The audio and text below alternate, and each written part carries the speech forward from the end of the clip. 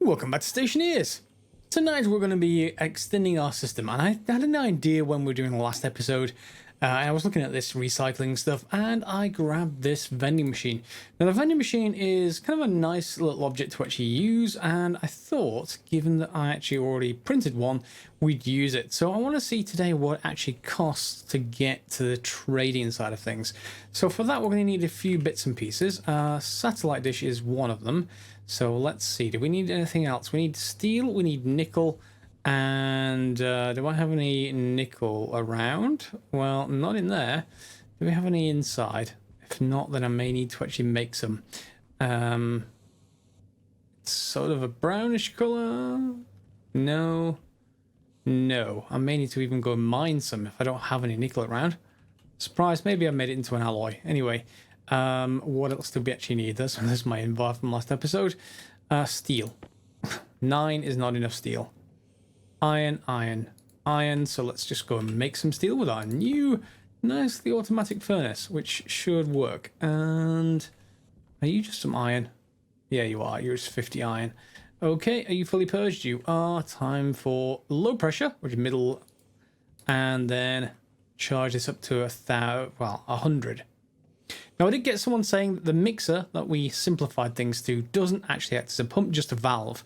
So, because I've got higher pressure behind it, it should let the right amount through, which is fine as long as I don't run out of gas. So, that's fine with me, and it still should work. Okay, so do I have I do have some coal. Let's start you up. And there you go. So, you can go in. Much nicer than the old way of doing things. And there we go. So that should make steel quite happily. And then I'm going to need to go and get some more nickel. And that's a little bit annoying because nickel is one of those things that I haven't seen a lot of around. So I need to go and grab some once this steel is ready. And that should be coming up anytime now. Steel. There we go. And let's flush this whole thing. Whoops, flush this whole thing. There's our steel. That I did click my mouse and it just didn't give me. Fine, so that just leaves how much nickel left? 5. Do I really not have any nickel at all? No, that looks like steel. And I had enough steel without making more. I just have it just away in lockers somewhere. No, looks like I don't. Okay, I'm going to go mine some and we'll come back for that. Satellite dish is a big block, so you're going to need some space to actually put that down. The other thing we're going to need is a landing pad, so let me just go mine and we'll come back for that. And there's our nickel, so we should be able to grab that. I went and did some more mining out over there somewhere, if you're following along, in the same seed. I'm not sure if the seeds are different in Stationeers. Interesting question. I may need to look that up. Okay, satellite dish, one of those. That's going to take a while, so let's get forwards again. We're also going to need to go and find the other thing, so a landing pad. I was wondering if this is something that was in the fabricator. And of course, it's not in alphabetical order. Of course you aren't. Let's just see. Can I scroll up and find it, maybe? Let's grab the scroll bar. L for landing pad. No, not there. Okay, well, I need to actually go and look through for it then. We are going to need a motherboard as well, so it's not the it's not nothing of this kind of sort. I'm going to just go and wait for that to finish, and then this is a searchable interface, which should make it much easier to find. One satellite dish now finished, so let's head up to the roof, because there's only one place to put a satellite dish, isn't there? And let's see if I can actually get this somewhere I can actually connect it to. So the power is on the left side there. Oh dear. Given key not present in the dictionary. Okay, fine. Let's put this down. Put it back towards the corner. There we go. Let me just clear this error.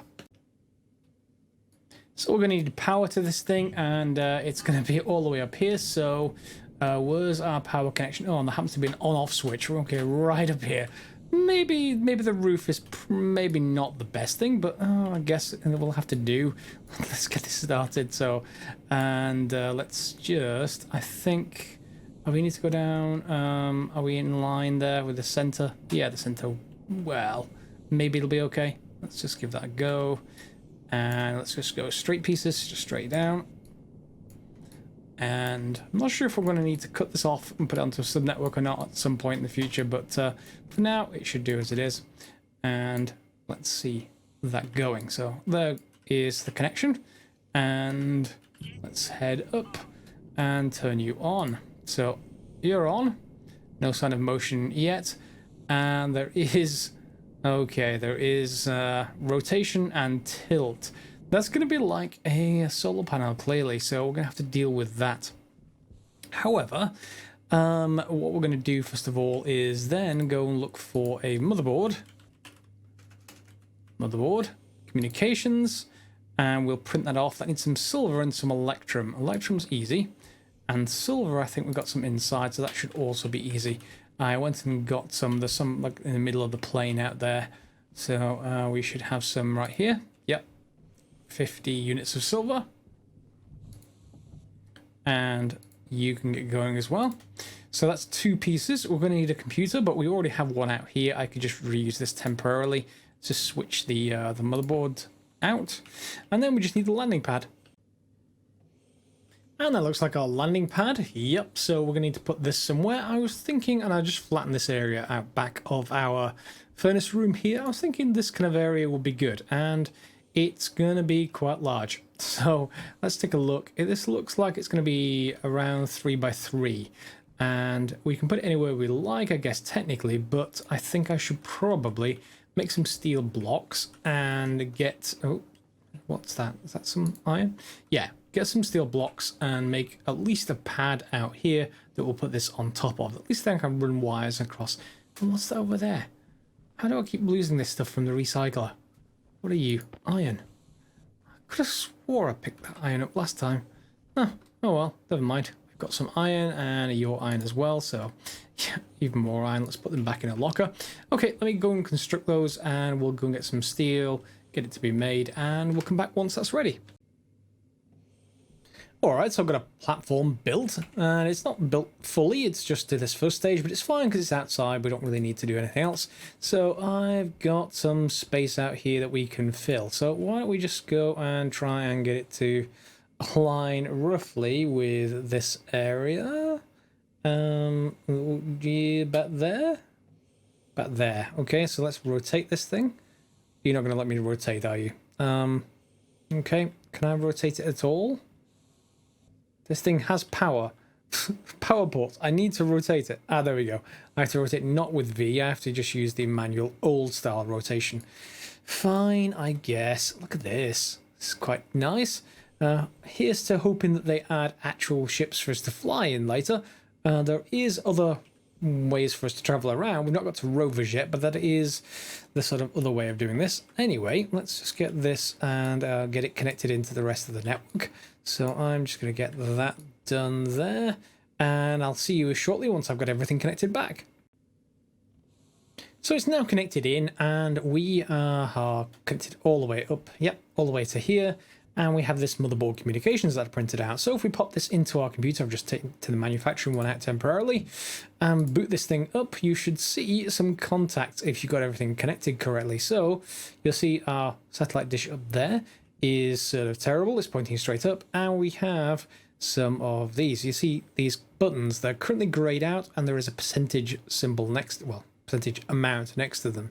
Our job is to get those up higher than, well, certainly higher than where they are at the moment.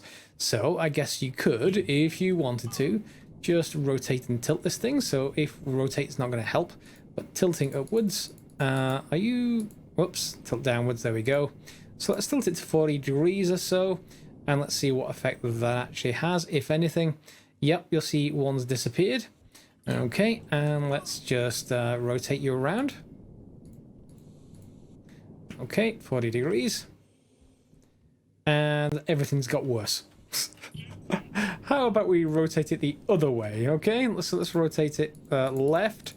And are you not going to rotate left? Are you going to make me rotate all the way around? Oh, that's annoying. Okay, fine. That is definitely annoying, but it is coming around. That's fine. I suppose that having no minus is is a good thing in a way, in that we should be able to program that to track things. So as it's coming around, you'll see the values here are changing, and we've got one that's increasing, 85, 89, 90, and it's going back again as it's rotating. So you can keep on playing with this as much as you like to try and get those sorted. I'm not going to actually do that. What we're going to do is just set this, and I just want to set this down a little bit. There we go. And let's see if that'll actually get us a contact at all. 86. No. Okay, so we could keep playing with this, but that's not really helpful. What we really need to do is have this track something. And to be able to do that, we're going to need a program of some kind. So let's see what is available up there for us to actually read with our configurator. So let me just turn off my user interface. So we've got horizontal. So yeah, is that 250? Let's turn on my user interface. Yeah, 250 degrees. That is that one. And vertical, yep. And then signal strength 0.86, so 86%. And signal ID. Now, it doesn't really give us multiple signal ID, so we need to learn how to be able to deal with those. But basically, what we want to do is home this thing to optimize for signal strength, i.e. find close to 1, basically, so when that goes up. And required power is 200, so that's 200 watts that I don't need just at the moment. So let me just go down and get some other stuff. I guess I should, and yeah, it doesn't appear on the computer when I turn that off. Fine, so we're going to need maybe another computer. That's probably a good idea, because I'm going to want to have a program available here. So can I already print one out? Yeah, one computer, please. And we're going to need, what else are we going to need? We're going to need an IC. Why don't we put it up here, somewhere like this, so that we can shut the whole thing off with a an APC if we want to. That does mean, however, that the computer also has to be connected up above there, not down here somewhere. So I may want to put that on the roof temporarily or something like that, something up here. At least the connectors up here, and we'll sort that out. So I'm going to print that off, set up the computer, and then we'll see what we can actually sort out with a program. Okay, and everything's now hooked up, so we'll turn this on. We have this available. Let's just import that from this high-C housing. We'll switch you on as well. And the satellite dish is on. I've made sure there's enough room for this to rotate. Maybe I better move that light back a little bit. Let's put it back over here somewhere. Yep, there we go. And now we should be able to have access to this thing. I've rerouted the cabling so it all comes through this APC, including all the landing pad and the landing pad computer, which is this thing here, so the communications terminal. So what we're really going to do is write a bit of a program just to try and track things. So what we want to do is really track things in 2 different directions. We need one axis and then another axis. So I'm going to write in a few things first of all, but we need to just quickly connect this up. We need to connect this up to a satellite dish, and that's all we really have access to here. So satellite dish D0. It's going to be really easy for us to actually address this thing. So as usual, so alias so D satellite is D0. Good. And then we're going to create some internal sort of values registers. So let's just call that. So R horizontal is R0, and alias R, well, in fact, no, I'm going to make this R1. I'm going to add something else first in a second. And R vertical, if I can spell that, is R2. Above that, do we actually want anything else? Probably. Let me just save that for a second and just export that. Not that really much matters. It'll show there. That's the satellite. I want my tablet back for a second. I just want to see what this actually says again. So we have a signal ID and we have a signal strength. So signal strength I actually want more than anything else. So let's load that into a value as well. So let's take a look. Alias signal strength R0. Okay, so what we're going to do is write a bit of a program. So let's just start a loop here. And then at the end, it's yield and then jump loop. So in this loop, what we want to do is look at the signal strength first of all. So I want to load, and let's just get our little helper up here. Let's help a window. It's actually easier to do this at night because then it looks more opaque on the screen. It's easier for you to see it.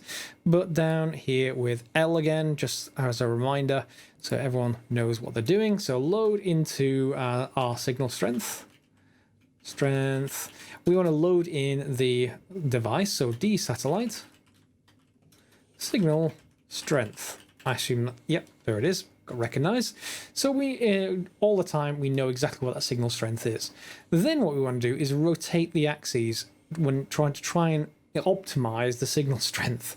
So this is going to need to loop through a few times. So we want to, how are we going to actually do this? Yeah, we're going to actually probably just need to increment and decrement depending whether the previous value... let me write it first and I'll explain. It shouldn't take very long. 1 second. Okay, we're only partway through, but it's worthwhile actually explaining what I'm actually doing here and you'll get the idea. So I'm loading into temp strength instead of into signal strength. You'll see why in a second. So at the start of the loop, we're loading the temp strength from the satellite directly. Then what we're going to do is have two sections, increase and decrease. In increase, we're going to add 1 to the horizontal and then sleep for a second. Okay, we can change these values later, but in fact we may even be able to take sleep out. Because this thing animates slowly, I want to make sure that whenever we rotate things that we wait a little while. It's going to slow it down, but it should be okay. So we're going to add 1 to it, and it's going to start by doing that. If that's going to be lower, we need to then be able to reverse it. Okay, so we need to basically start decreasing because it's the wrong way. We have to deal with the 0 to 360 thing. That's for another day. Right now, all I want to do is try and track things. Okay, so let's get this started. So we have to, first of all, deal with that. So I've then loaded the current signal strength literally as this thing finishes sleeping into signal strength. Now, if the signal strength is basically higher than it was originally, then we're going the right way. Okay, so if the signal strength is higher, we want to jump back to increase. So we want to branch, and this is not going to be a relative branch. So branch to, let's just have a look. We want branch greater than, so BG, and T. So branch to see if A is greater than B. So that will do just fine. So BGT, and C is the last thing we specify. So we basically say if A is greater than B. So if our signal strength, strength is greater than our temp strength, then we want to jump to increase. If it isn't, it's going to continue, which is good because it's then going to try decreasing.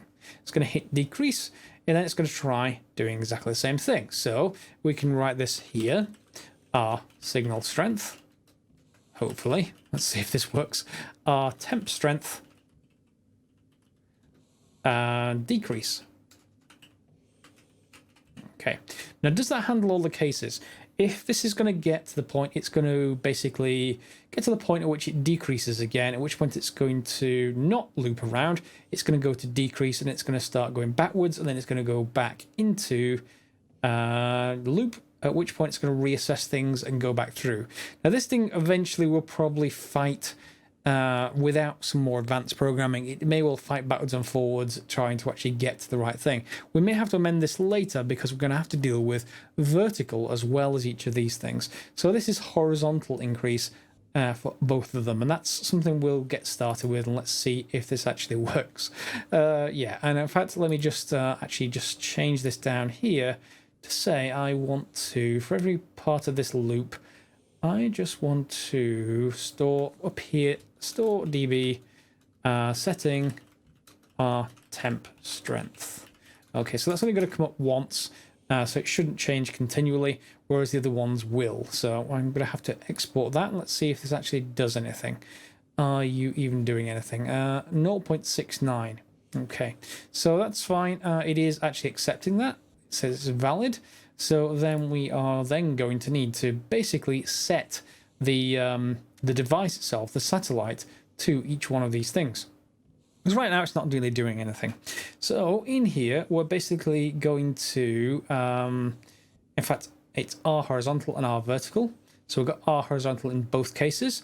So we're going to have to do it in each of these loops because right now I haven't refactored things to make it a little bit nicer. So what we actually want to do is not only add it to here, in fact, what we can, well, no, that's fine. We will actually leave it as a separate line. So we're going to basically store onto D0, onto D satellite, let's call it the right thing. And we want to change the horizontal to R horizontal.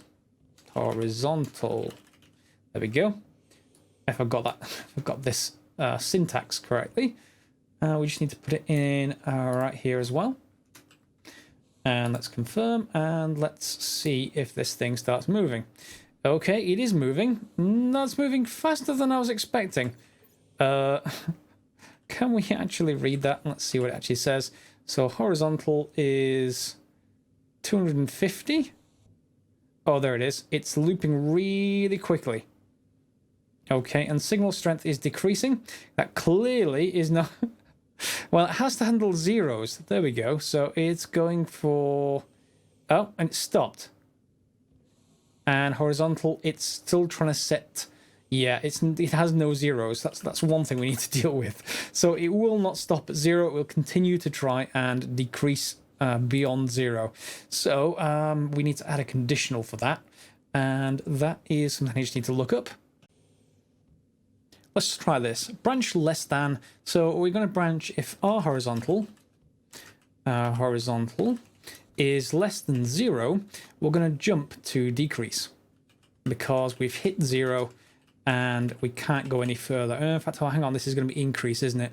It's going to be the other way around. This is going to be 359 maybe. So if we've hit that, then we can't go any further and it needs to decrease. And similarly down here, we're going to do exactly the same thing. In fact, it needs to be one that needs to be greater than, and this one needs to be 359, not 259. So the same thing in here. Branch less than R horizontal, 0, and increase. So go to the other thing if you're already at 0. Maybe actually that needs to move one down. So if that has gone below or above these maximum values, then we're just going to send it back around again. So let's just confirm that. Export, and let's see what this thing does. Are you doing anything right now? You've stopped. Good. Good that you've stopped. Bad that that's, unless that's the highest signal strength we can get, that's bad. So let's just turn you off for a second. If I change this manually by rotating just the horizontal, that's tilt. I want horizontal rotate right. That is going back towards that value. Yeah, it's being controlled by the program still, isn't it? Let's turn you off.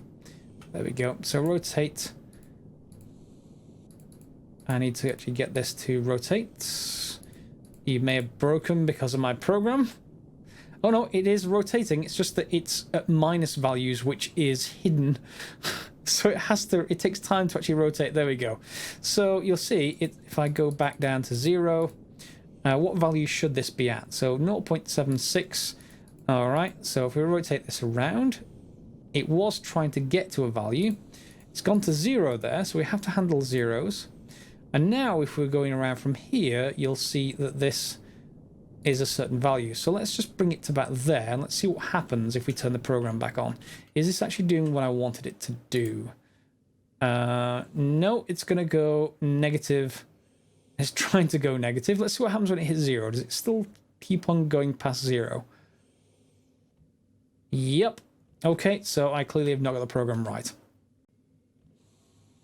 I forgot to do one thing. I forgot to do a very, very basic thing, which is initialize the variables. Basically, read the current horizontal and vertical from the satellite first. So if you have a look right here, you'll see that there's this section here to read them in before it starts adding them and moving them. So you'll see right here, it's seeking. See horizontal? It's trying to head towards where the signal is highest. So if I just change this now so that I can speed this back up again, just change sleep 5 to sleep 1. and this thing should then track. So I'm going to export you, and you should move faster. So once it gets to the maximum, whatever it can, let's see if it actually goes down again. So 100, still 0.76 signal strength, so it's really not any smaller. We need to watch it, see if it will go up. At some point, it's going to basically break. Let's see, 0.74. Nope, it's still not. Whoa, wait, hang on. No, it's fighting there. Yep. It's realized it's got to the maximum signal strength it can. Remember, the signal strength can also vary with vertical, so we're not really seeing that signal strength possibly. It's just tracking the maximum value that it's currently at. So it's moving, presumably. So that is actually in the right place. So that's good. And that is working exactly how we want it to. Now, we do need to add something similar to that to deal with the vertical as well. But I think I'm going to be running out of time. Let me just check.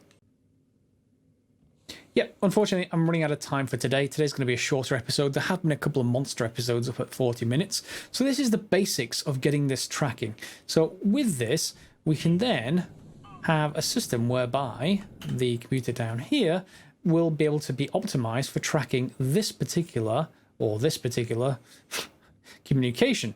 And right now, that isn't the case because we're only controlling the horizontal. It's the same principle in both cases. Next episode, we will complete this by tracking the vertical as well and get it to find this. Now, if you're curious about what this is actually really doing, and it's probably actually found somewhere else now, yeah, it's tracking something else. It's tracking an entirely different signal.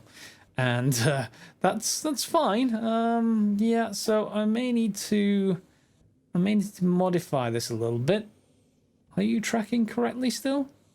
Well, we'll see next episode anyway once I add the vertical, because once both axes are in, then we'll be able to exclude any effects of the signal itself moving, because it should be able to track. And what I was going to say is, if you're curious about this kind of setup here, that it is actually found another signal there and it's stopped. This is sort of how you do actual solar tracking. So if you're interested in having, let's say, a solar panel in your garden, and you want it to track the sun, what you want to do is divide it in four. So at the very top right of your panel, or top left, or wherever, it doesn't really matter, just at the top of the panel somewhere, you put a little sort of panel, and you put an X in it. So an X like that, top to bottom, left to right, and you put a large wall sticking out from that panel. So it's like sort of the inside of a box split into four, top to bottom, left to right, and then the outside of the box removed.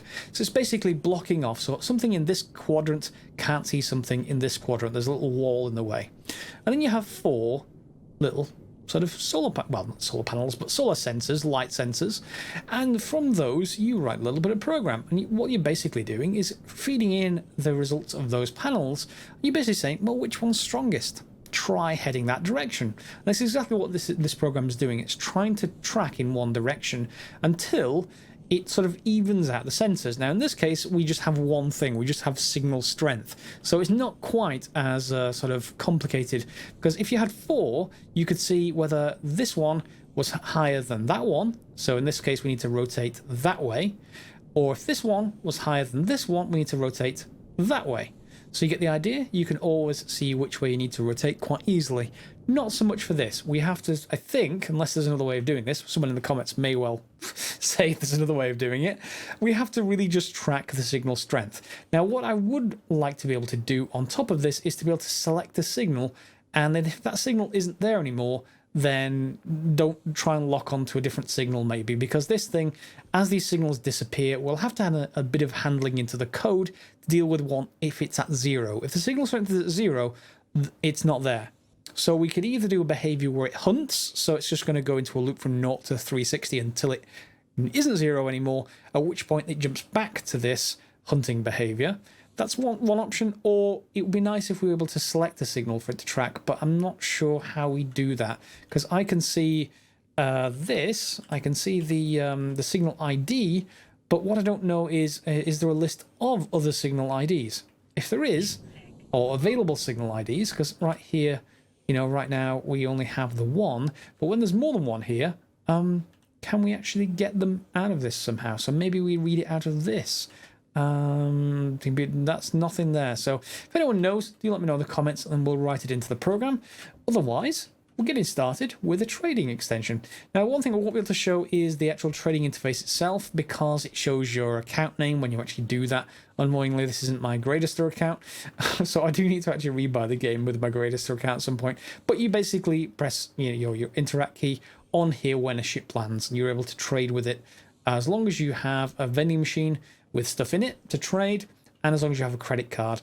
But we'll be doing the automation and stuff like that, next episode, just to finish it off. Hope you enjoyed this one.